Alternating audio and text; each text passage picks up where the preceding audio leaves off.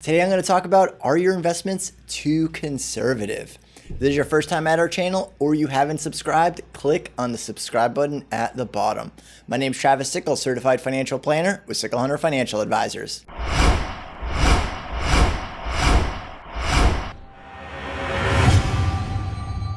Are your investments too conservative? When we think about this, we think about our investment portfolio and the mix between stocks and bonds. Why is it that we choose between being conservative or aggressive before we build a portfolio? Does that really make a whole lot of sense? And really, should you be conservative or aggressive the same across all your portfolios? Well, the reason that we choose between being conservative or aggressive or anywhere in between is because it measures both upside, how much money you're going to make, and the downside, how much you're willing to lose in any one given year.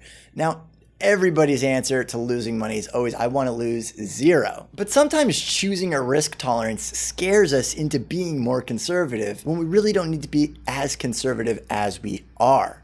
So how do you choose between being conservative or aggressive and make a really good financial decision at the same time? Because you don't want to take on too much risk, especially something that you're not comfortable with. But with a little education and a little understanding of why you should choose being conservative versus aggressive can go a long way in helping you reach your goals.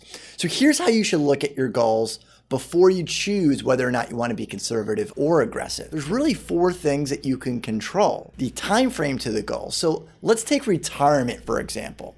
If you know that you want to retire when you're 50, 55, 60, or 65, that's the time frame. You can adjust that time frame.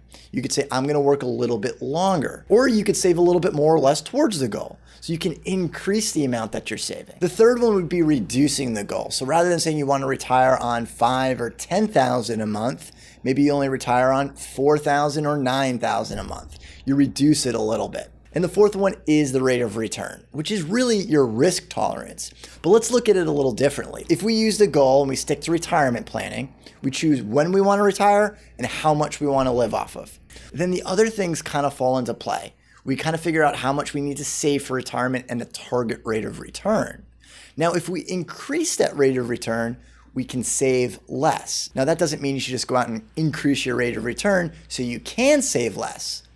But if you're maximizing the amount that you can save and you still want to get to the goal, then you can make the decision if you want to take more risk or reduce the goal or delay it. So this formula can be used for any goal that you set out to save for, whether it be retirement, your first home purchase, or a vacation.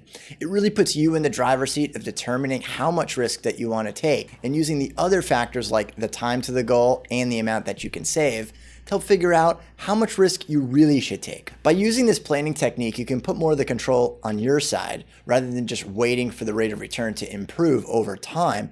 And if there are any surprises, you know, given the plan, that you can change the amount that you need to save or how the goal should turn out. It'll also help match up the why behind the amount of risk that you're actually taking for the goal. If you found this video helpful, be sure to subscribe and leave your comments down at the bottom.